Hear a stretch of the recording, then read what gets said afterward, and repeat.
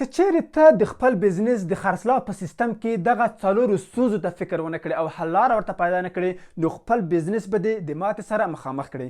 که چیرې ته وغواړې یو بزنس پیل کړې، خرڅلاو ته اړتیا لري، او که چیرې ته وغواړې یو بزنس ته پرمختګ ورکړې، بیا هم خرڅلاو ته اړتیا لري.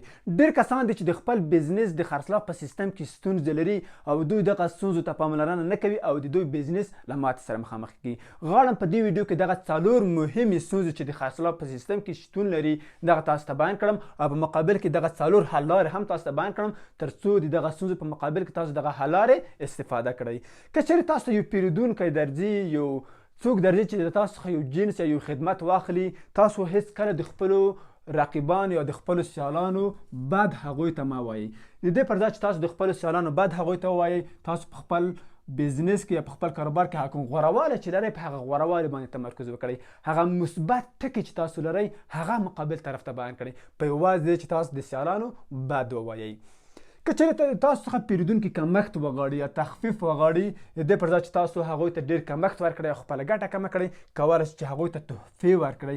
دغه تحفې د دې لامل کېږي ترڅو هغوی تاسو په مقابل کې ښه حس پیدا کړي.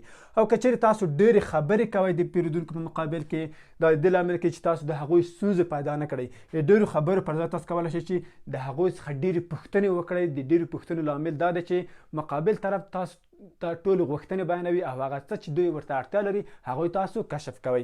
او که چیرې تاسو د خپل ځان غورې مقابل طرف ته ډېرې وکړئ، د دې پر ځای چې تاسو غورې وکړئ، د هغه پیرودونکو چې تاسو یې لرئ د هغوی ستونزې حل کړئ. خپلو غورو باندې تمرکز ډېر ښه نه دی، نو تاسو کله چې په مقابل طرف په ستونزو باندې تمرکز وکړئ، هغوی ته حل لاره پیدا کړئ، نو خپل بزنس او خپل برانډ به د مقابل طرف یا د پیرودونکو په ذهن کې یو ښه تصویر ورته پیدا کړئ. تر بل ویډیو پورې مو په الله جل جلاله سپارم.